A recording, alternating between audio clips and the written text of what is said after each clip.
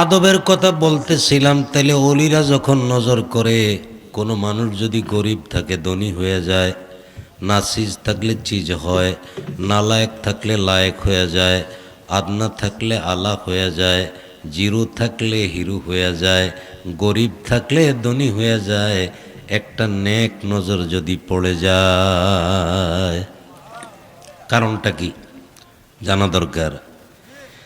নবীজি আল্লাহর পক্ষ থেকে নূর, তার এই নূর কেমন নূর? আল্লাহ কয় আপনি সেরাজ মনিরা, অনির্বাণ, আপনি পজ্জল, নিজে জ্বলবেন কিয়ামত পর্যন্ত। অগণিত সেরাগ আপনি জ্বালাইবেন, অগণিত সেরাগ জ্বালাইবেন। এর মানে হলো নবীর অগণিত নায়েব কিয়ামত পর্যন্ত দুনিয়াতে আসবে,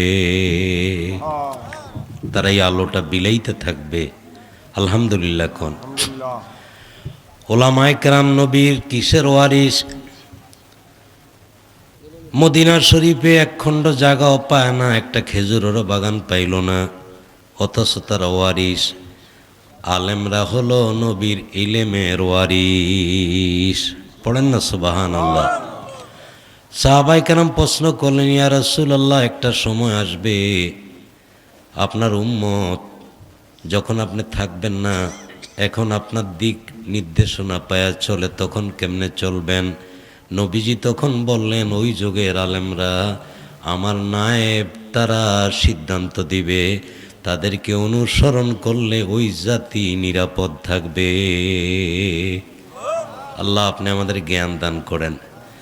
আদবের শেষ কথাটা বলি, মদিনা শরীফে নবীজি গেলেন, নবীজির উটের নাম হলো কাসওয়া। নাম কি? হঠাৎ করে দুপুরবেলায় উট পাওয়া যায় না, সারা দিন ছিল না, মদিনার বাহিরে চলে গেছে উটনিটা।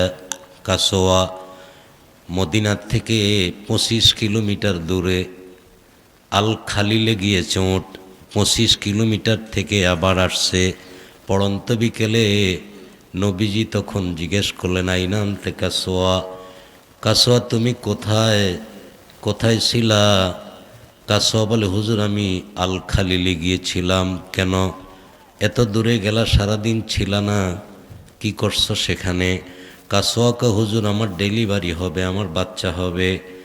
বাচ্চা হবে ভালো কথা, মালিক পাশে থাকলে তোমার উপকার, এত দূরে গেলা কেন? উট কই, ইয়া রাসূলুল্লাহ, এখানে স্বর্গীয় মেহমান জিবরিল আমিন আসে, কোরআন নাজিল হয়, এই জায়গাটা নাপাক হবে আমার ডেলিভারি হলে পরে। হুজুর আমি চিন্তা করলাম আমার কারণে যাতে নাপাক না হয়, আমি আল খালিলে গিয়া আমার বাচ্চা প্রসব করলাম মাজরায়, কৃষির মধ্যে, বাচ্চাটা পরিষ্কার করে নিয়ে আসছি। নবীজি তখন বললেন, সাহাবীরা তোমরা আমার কাসওয়ার আদব দেখো, জাগা নাপাক হবে দেখা নিজ দায়িত্বে দূরের থেকে বাচ্চা প্রসব করে আমার কাছে আসছে। এ সাহাবীরা তোমরা সাক্ষী থাকো, আমি আল্লাহর নবী যখন জান্নাতে ঢুকবো, আমার কাসওয়ার আদবের কারণে আমি নবীর সঙ্গে আল্লাহর জান্নাতে ঢুকবে। কাসওয়া কান্দে। হুজুর জিজ্ঞেস করে, কাঁদো কেন? বলে, হুজুর চরণেই তো মরণের কথা বলে, বেশি দিন মনে হয় বাঁচবো না, শক্তি নাই, তো আমি কান্দি। আমার যে বাচ্চাটা, আমি তো খেদমত করছি আপনার কাফেলায়, আমার পরে আমার বাচ্চাটা যাতে খেদমতের সুযোগ পায়। মারহাবা কোন।